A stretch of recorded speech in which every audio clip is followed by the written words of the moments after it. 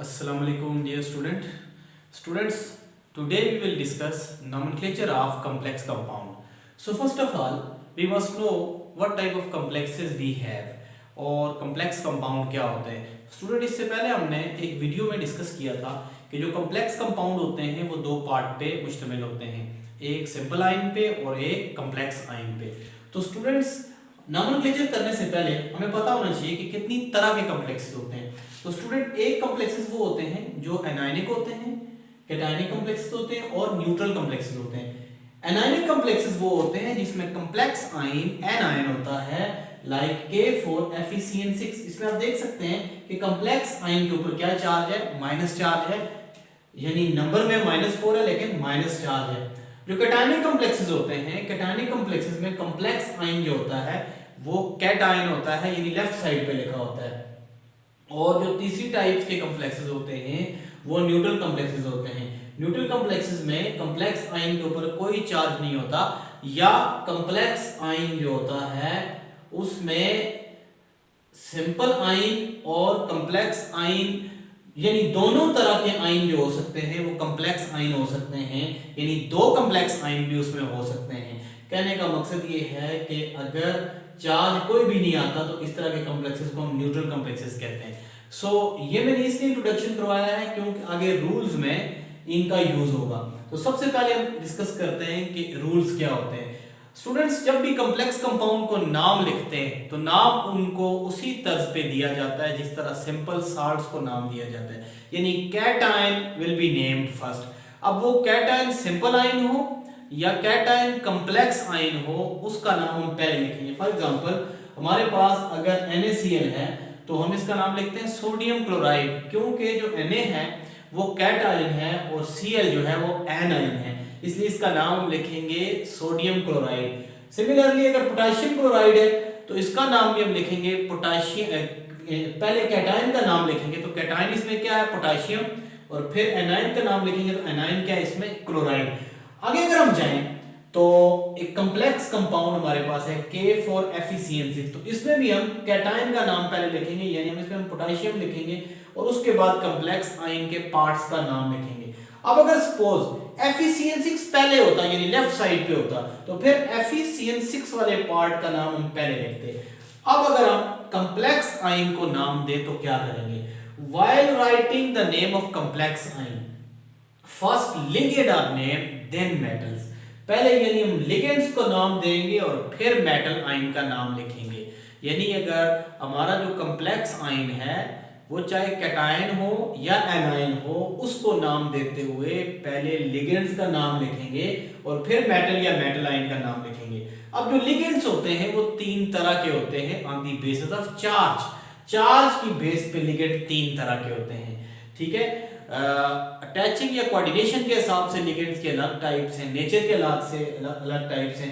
तो ligands anionic हो सकते हैं, एनायनिक वो जो नेगेटिवली चार्ज होते हैं.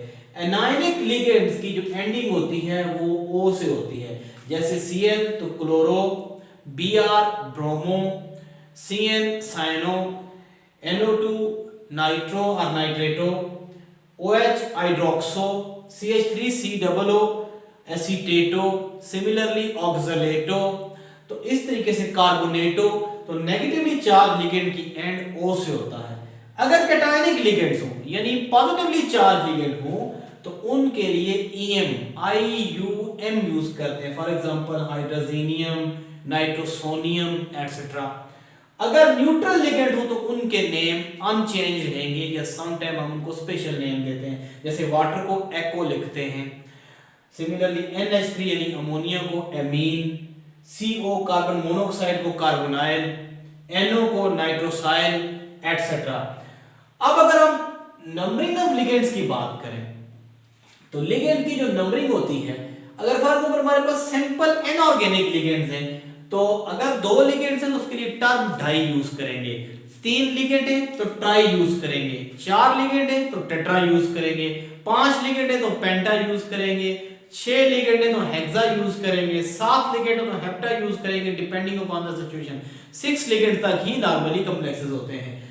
अगर ऑर्गेनिक लिगेंड्स हैं तो अगर 2 लिगेंड्स हैं तो उसके लिए हम बिस, 3 है तो ट्रिस, 4 है तो टेट्राकिस, 5 है तो पेंटाकिक्स, 6 है तो हेक्साकिक्स यूज करेंगे।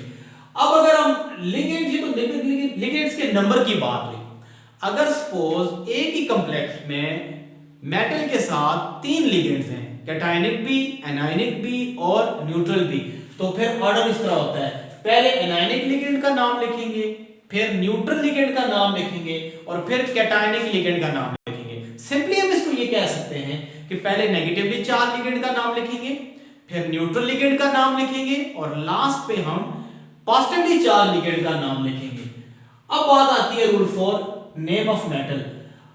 अगर कॉम्प्लेक्स न्यूट्रल और कैटायनिक हो तो name of the metal will remain unchanged. अगर फॉर एग्जांपल आयरन है तो आयरन या फेरम यूज कर लेंगे, कॉपर सिंपल कॉपर, निकल, मरकरी या अर्जेंटम। अगर आपका कॉम्प्लेक्स न्यूट्रल है या कैटायनिक है, अगर आपका कॉम्प्लेक्स एनायनिक है तो फिर लिगेंड, फिर मेटल की एंडिंग किससे होगी? 8 से। फॉर एग्जांपल अगर आपका कॉम्प्लेक्स आयन एनायनिक है तो उसके लिए अगर आयरन है तो आयरन के साथ 8 यूज करेंगे यानी फेरेट। सिमिलरली कॉपर है तो क्यूपरेट, अगर निकल है तो निकलेट, सिल्वर है तो अर्जेंटेट, अगर गोल्ड है तो आरेट, अगर जिंक है तो जिंकेट, अगर फॉर एग्जांपल मैंगनीज है तो मैग्नेट। अब हम कुछ कॉम्प्लेक्सेस के नाम लिखते हैं। फॉर एग्जांपल हमारे पास जो पहला कॉम्प्लेक्स है ये है K4FeCN6। तो अब देखिए इसमें जो पोटेशियम है इसके ऊपर +4 चार्ज है कैटायन पे और पूरे पूरे कॉम्प्लेक्स के ऊपर -4 चार्ज है। तो इसमें 6 साइनाइड है, साइनाइड एनायनिक लिगेंड है तो इसके ऊपर चार्ज क्या होगा? -6। तो मेटल के ऊपर चार्ज क्या है? +2। तो ये फर्स्ट टू के नेम है तो इसलिए ये मैं आपको बता रहा हूं। तो पहले हम कैटायन का नाम लिखेंगे। कैटायन क्या है? पोटेशियम, तो इसका नाम क्या होगा? पोटेशियम।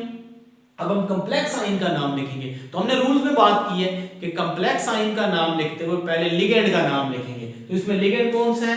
साइनाइड, और नेगेटिवली चार्ज लिगेंड है तो ये क्या हो जाएगा? सियानो।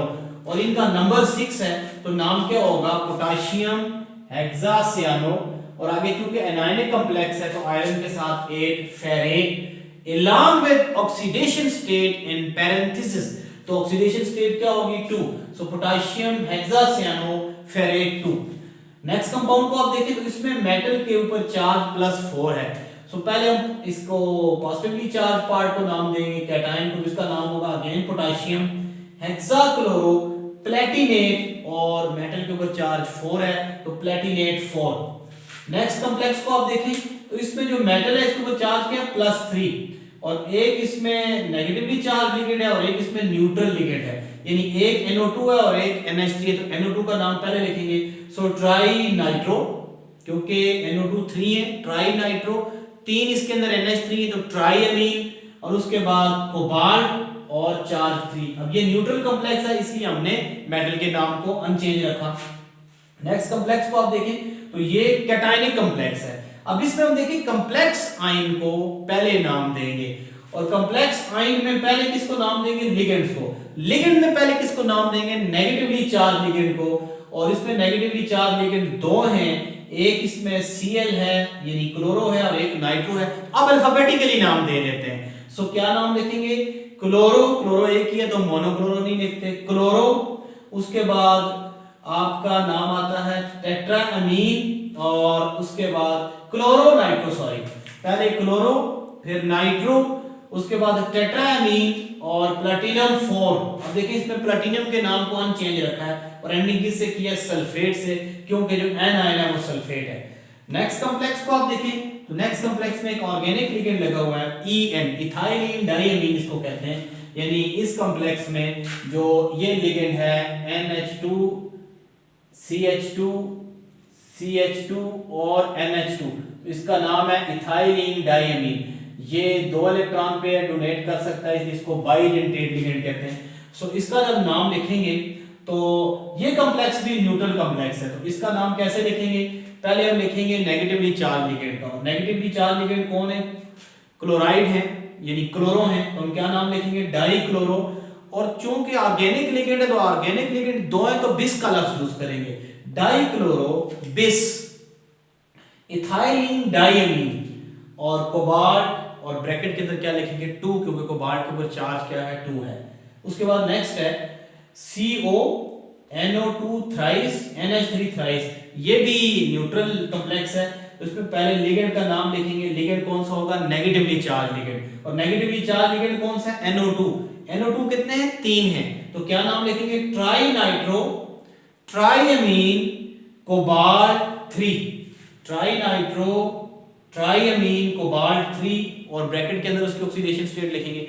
अब एक दो कॉम्प्लेक्स हैं, जैसे आयरन के साथ अगर CO लगाओ तो ऐसे कॉम्प्लेक्सेस को हम ट्रांजिशन मेटल कार्बोनाइल कहते हैं। अगर आयरन के साथ NO लगाओ यानी नाइट्रोसाइल लगाओ तो ऐसे कॉम्प्लेक्सेस को हम ट्रांजिशन मेटल नाइट्रोसाइल कहते हैं। तो इनके जो नाम होते हैं, जैसे इसका नाम लिखेंगे तो कार्बोनाइल 5 है, तो हम इसको लिखेंगे कार्बोनाइल, कितने कार्बोनाइल, पेंटा कार्बोनाइल आयरन 0 और फेरम 0, पेंटा कार्बोनाइल आयरन 0 और फेरम 0।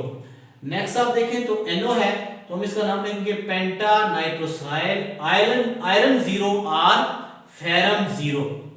तो इस तरीके से हम क्या करेंगे, कॉम्प्लेक्सेस के नेम्स लिखेंगे।